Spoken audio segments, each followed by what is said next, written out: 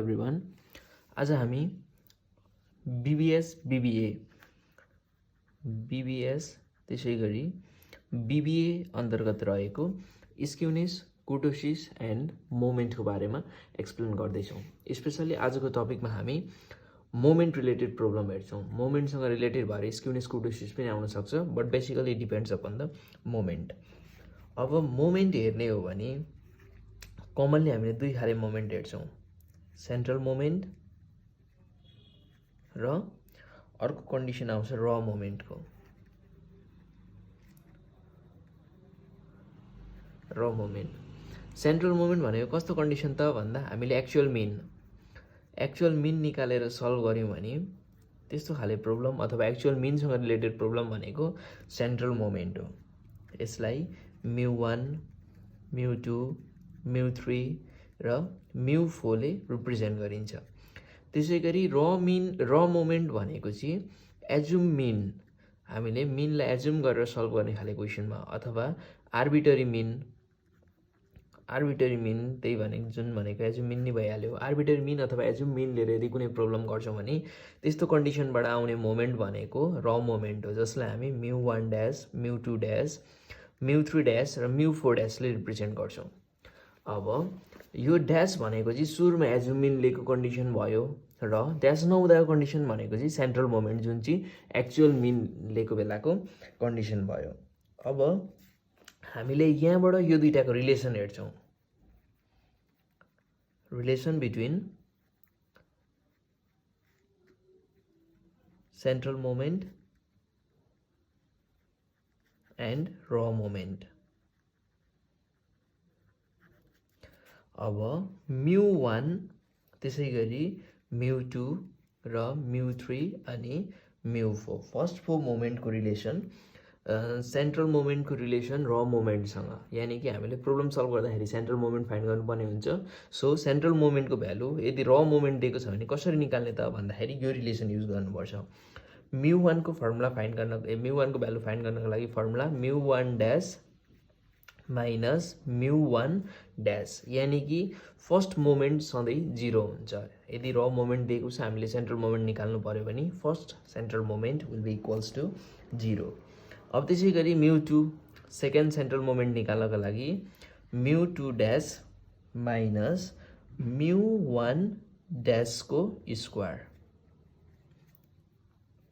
Similarly अब हामीले μ3 निकाल्नु पर्ने भयो। μ3 निकाल्नको लागि μ3 dash minus 3 times μ2 dash times μ1 dash plus 2 times μ1 ड्यासको होल क्युब। त्यसै गरी फोर्थ सेन्ट्रल मोमेन्ट निकाल्नको लागि μ4 dash minus 4 times μ3 dash μ1 dash plus 6 times μ2 dash μ1 ड्यासको होल स्क्वायर माइनस 3 टाइम्स μ1 ड्यासको होल पावर 4। यो त भयो रिलेसन। अब प्रब्लम सल्भ गर्नको लागि रिलेसन मात्रै पनि सफिसिएन्ट छैन। यो कन्डिसनमा हामीलाई मिनको पनि एउटा फर्मुला छ। यही कन्डिसनहरूसँग रिलेटेड रहेर, मोमेन्टसँग रिलेटेड रहेर मिन फाइन्ड गर्नुपर्दा हामीले मिन कसरी फाइन्ड गर्छौँ त भन्दाखेरि a प्लस μ1 ड्यास, यानि कि a प्लस फर्स्ट र मोमेन्ट, यो हामीले जुन μ1 निकालेको हुन्छ μ1 ड्यास त्यसैबाट निक्लिहाल्छ। सिमिलरली हामीले स्ट्यान्डर्ड डेभिएसन निकाल्नु पर्दाखेरि स्ट्यान्डर्ड डेभिएसन निकाल्नु पर्यो भने के हुन्छ त भन्दाखेरि standard deviation equals to root under μ2, हाम्रो जुन निक्लेको र मोमेन्ट μ2 हुन्छ त्यसको रुट अन्डर भनेको चाहिँ स्ट्यान्डर्ड डेभिएसन भयो। अब यसलाई हामी भेरिएन्सको फर्ममा पनि लेख्न सक्छौँ। भेरिएन्स भनेको चाहिँ के हो त भन्दाखेरि स्ट्यान्डर्ड डेभिएसनको स्क्वायर हो, यानि कि μ2 भनेको चाहिँ के हो, भेरिएन्स हो। अब यदि र मोमेन्ट दिएको छ भने सेन्ट्रल मोमेन्ट कसरी फाइन्ड गर्ने भन्दा यो रिलेसन लाउनु पर्यो हामीले। अनि मिन, स्ट्यान्डर्ड डेभिएसन र भेरिएन्स कसरी फाइन्ड गर्ने भन्दाखेरि अझै फर्दर फर्मुला छ। अब यो त भयो मोमेन्टको भ्यालु निकाल्ने। अब यहाँनिर के आउँछ त भन्दाखेरि मोमेन्ट दिएको कन्डिसनमा स्क्युनेस र कुर्टोसिस टेस्ट गर्नु पनि भनेर आएको हुन्छ। स्क्युनेस र कुर्टोसिस टेस्ट गर्नको लागि हामीले युज गर्ने फर्मुला भनेको सुरुमा स्क्युनेसको लागि हेरौँ। स्क्युनेसको लागि हामी बीटा 1 को भ्यालु फाइन्ड गर्छौँ। बीटा 1 को भ्यालु फाइन्ड गर्छौँ। बीटा 1 को भ्यालु फाइन्ड गर्ने formula μ3 square divided by μ2 whole cube. र यो कन्डिसनबाट यदि बीटा 1 को भ्यालु 0 आउँछ भने यो कन्डिसन कस्तो भयो त भन्दा द डिस्ट्रिब्युसन इज सिमेट्रिकल। यदि beta 1 is not equals to 0 आउँछ भने हामी μ3 को भ्यालु हेर्छौँ। If μ3 is greater than 0 the data is positively skewed. र यदि μ3 को भ्यालु चाहिँ लेस देन 0 आउँछ भने the data is negatively skewed. यो भनेको स्क्युनेसको आधारमा डिस्ट्रिब्युसनको नेचरलाई एक्सप्लेन गर्नु भन्यो भने हामी बीटा 1 को भ्यालु निकाल्छौँ। If beta 1 equals to 0 data is symmetrical लेखिदिने। अब beta 1 is not equals to 0 आयो, समथिङ भ्यालु आयो भने द डाटा असिमेट्रिकल हुन्छ। असिमेट्रिकल हुनु भनेको कि त पोजिटिभली स्क्युड हुन्छ कि त नेगेटिभली स्क्युड हुन्छ। पोजिटिभली स्क्युड हुनको लागि μ3 ग्रेटर देन 0 हुनुपर्छ। नेगेटिभली स्क्यु हुनको लागि μ3 चाहिँ लेस देन 0 हुनुपर्छ। यो त भयो स्क्युनेसको कन्डिसन। अब हामी अझै फर्दर कन्डिसनमा कुर्टोसिस पनि हेर्छौँ। कुर्टोसिस हेर्नको लागि हामीले बीटा 2 को भ्यालु फाइन्ड गर्छौँ। बीटा 2 को भ्यालु फाइन्ड गर्ने फर्मुला μ4 बाई μ2 को स्क्वायर। अब यहाँनिर के गर्ने त भन्दा बीटा 2 लाई हामी बीटा 2 इक्वल्स टु 3 आयो भने डाटा इज सिमेट्रिकल भन्छौँ। सिमेट्रिकल भन्छौँ। और यसलाई के पनि भन्छौँ त भन्दा डाटा इज मेसोकुटिक। यदि बीटा 2 चाहिँ ग्रेटर देन 3 आयो भने द डिस्ट्रिब्युसन इज लेप्टोकुटिक। र यदि बीटा 2 चाहिँ लेस देन 3 आयो भने द डाटा इज अर्थात् डिस्ट्रिब्युसन इज प्लाटिकुटिक। हामीले एन्सर निकालेर त्यसलाई कम्पेयर 3 सँग गरेर यदि बीटा 2 इक्वल्स टु 3 आयो भने सिमेट्रिकल भन्ने, ग्रेटर देन 3 आयो भने लेप्टोकुटिक भन्ने र लेस देन 3 आयो भने प्लाटिकुटिक भन्ने गर्छौँ। अब हामी फर्स्ट क्वेसन तर्फ लागौँ। मैले यसलाई यही साइडमा राखेँ। फर्स्ट क्वेसन हाम्रो के छ त भन्दाखेरि यहाँ हेरौँ है त। फर्स्ट क्वेसन जुन टियुमा सोधेको छ 2072-75 बीबीएसमा सोधेको क्वेसन हो विशेष गरी। The first moment of a distribution about the arbitrary value 5 are 2, 20, 40 and 50. Calculate the mean, standard deviation, skewness and kurtosis of the distribution. यो भनेको यहाँनिर के दियो त भन्दाखेरि हामीलाई यो कन्डिसनमा के दिएको छ भने आर्बिट्रेरी भ्यालु 5 भनेको छ। यो भनेको assume mean or arbitrary value जसलाई हामी ए ले रिप्रेजेन्ट गर्ने गर्छौँ। त्यो कति दियो त 5 दियो। अब फर्दरमा भनेको फर्स्ट 4 मोमेन्ट एज्युम मिन अथवा आर्बिट्रेरी भ्यालु दिएको लागि हामीले फर्मुला लेखेको छ। त्यो कन्डिसनमा beta μ1 dash μ2 dash μ3 dash μ4 dash छ भनेपछि यो भनेको गिभन भ्यालु पनि र मोमेन्टहरू हो। μ1 ड्यास 2 μ2 ड्यास भनेको कति छ 20, त्यसै गरी μ3 ड्यास भनेको 40 एन्ड μ4 ड्यास कति आयो त 50। अब हामी र मोमेन्टबाट सेन्ट्रल मोमेन्ट निकालिहाल्छौँ। र मोमेन्टबाट सेन्ट्रल मोमेन्ट निकाल्नको लागि हामीसँग रिलेसन छ। युजिङ रिलेसन अफ र मोमेन्ट एन्ड सेन्ट्रल मोमेन्ट। μ1 भनेको के हुन्छ त μ1 ड्यास माइनस μ1 ड्यास यानि कि 2 माइनस 2 गर्दा कति आयो 0। μ2 भनेको हामीले μ2 निकाल्नको लागि फर्मुला के छ त भन्दा μ2 ड्यास माइनस μ1 ड्यासको होल स्क्वायर। μ2 ड्यास भनेको 20 छ माइनस 2 को स्क्वायर भनेपछि 20 माइनस 4 विच इक्वल्स 16। त्यसै गरी μ3 निकाल्ने formula μ3 dash minus 3 times μ2 dash μ1 dash plus 2 times μ1 ड्यासको होल क्यूब।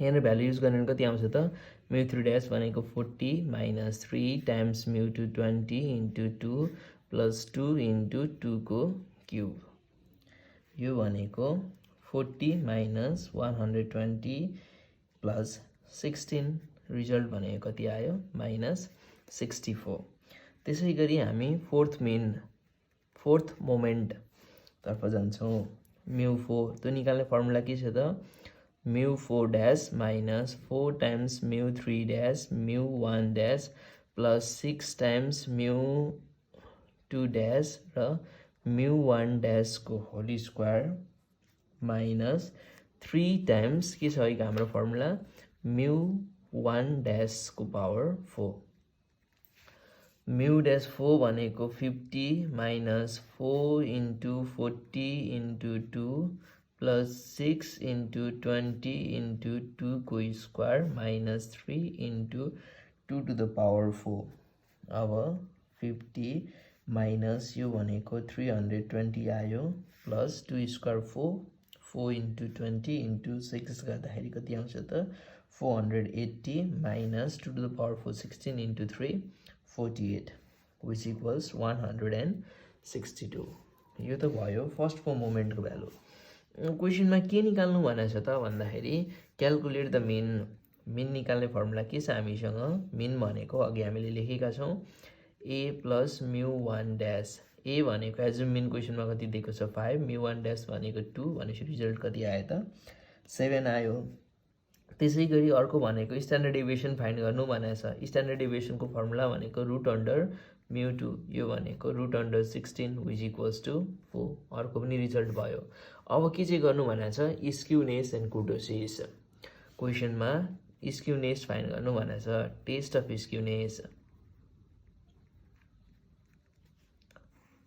स्क्युनेस को टेस्ट गर्नको लागि हामी के निकाल्छौं त भन्दा beta 1 equals to mu3 square by mu2 whole cube mu3 भनेको कति छ त minus 64 त्यसको स्क्वायर डिवाइडेड बाइ mu2 भनेको 16 छ त्यसको होल क्यूब यो भनेको रिजल्ट कति आउँछ 1 अब अघि हामीले भनेका छौं स्क्युनेस टेस्ट गर्नको लागि बीटा 1 इक्वल्स टु 0 आयो भने द डाटा इज सिमेट्रिकल भन्ने यदि beta 1 is not equals to 0 आयो भने पोजिटिभ छ कि नेगेटिभ छ हेर्ने के हेर्ने भन्दाखेरि mu3 अब यहाँ since beta 1 is not equals to 0 and mu3 हेरौँ है त mu3 इक्वल्स टु minus 64 भनेपछि यो भनेको के हो त less than 0 mu3 is less then 0 भनेपछि के आयो कन्क्लुजन द डिस्ट्रिब्युसन इज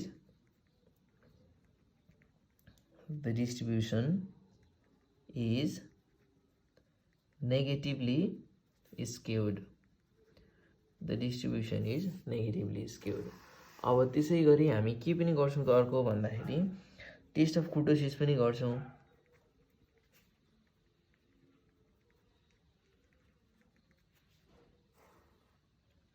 कुर्टोसिस निकाल्नको लागि हामी बीटा 2 निकाल्छौं mu4 by mu2 को स्क्वायर mu4 भनेको 162 mu2 भनेको 16 त्यसको स्क्वायर रिजल्ट कति आउँछ 0.633 अब यहाँ हेर्नुस् है बीटा 2 के आयो त भन्दाखेरि 3 भन्दा लेस आयो हेर्न अघि हामीले लेखेको कन्डिसनमा छ beta 2 equals to 3 beta 2 greater than 3 beta 2 less than 3 यो भनेको beta 2 is less than 3 therefore less than 3 हुँदाखेरि के भयो त द डिस्ट्रिब्युसन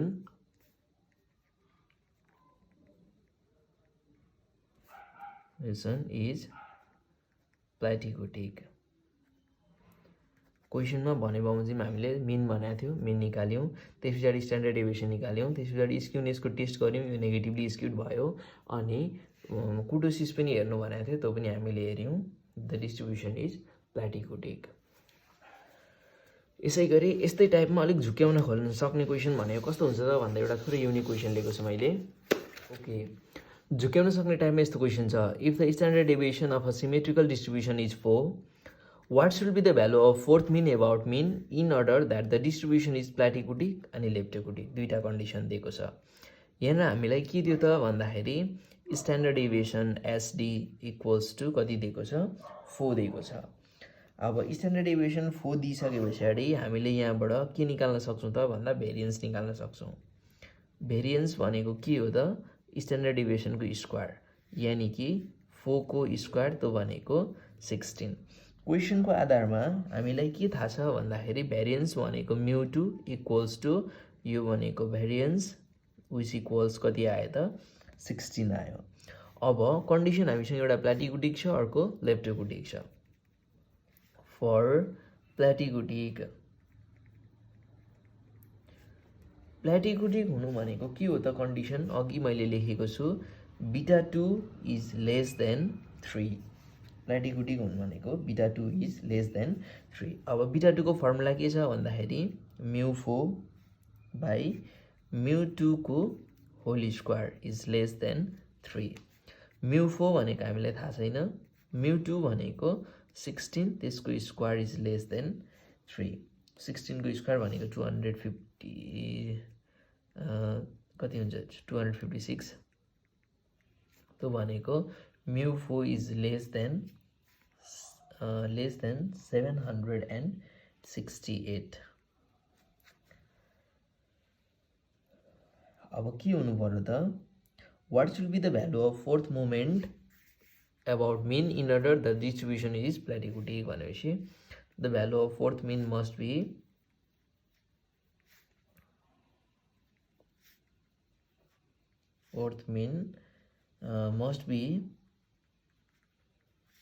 less than कति हुनु पर्यो 768 to be के छ त कन्डिसन प्लाटिकुटिक। यदि डाटा डिस्ट्रिब्युसन प्लाटिकुटिक हुन्छ भने चाहिँ के हुन्छ त? फोर्थ मोमेन्टको भ्यालु चाहिँ 768 भन्दा लेस हुनुपर्छ। अब त्यसै गरी अर्को कन्डिसन आयो, के को कन्डिसन राखेको छ यहाँ भन्दाखेरि सेकेन्डमा लेप्टोकुटिक हुनुपर्ने कन्डिसन अरे। लेप्टोकुटिक हुनुपर्ने कन्डिसन। अब प्रोसेस सेम यही नै हो। लेप्टोकुटिक भनेको β2 is less than greater than 3। β2 भनेको μ4 बाई μ2 को square is greater than 3। Solve गर्दै जाँदाखेरि के आउँछ त भन्दा अहिलेकै जस्तो प्रोसेसले सल्भ गर्ने हो भने μ4 इज ग्रेटर देन 768 भनेको therefore the value of fourth moment यो भनेको μ4 must be greater than 768 to be लेप्टोकुटिक।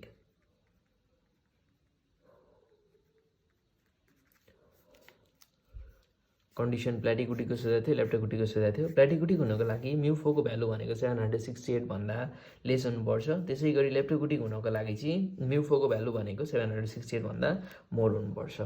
आज गरेको दुईटा टाइपको क्वेसनहरू, स्पेसल्ली अहिलेको टाइपको क्वेसन टियुमा एज वेल एज पियुको बीबीए बीबीएस दुईटै कोर्समा म्याक्सिमम सोधेको छ। So I hope the video will be useful for each and every student studying in bachelor first year.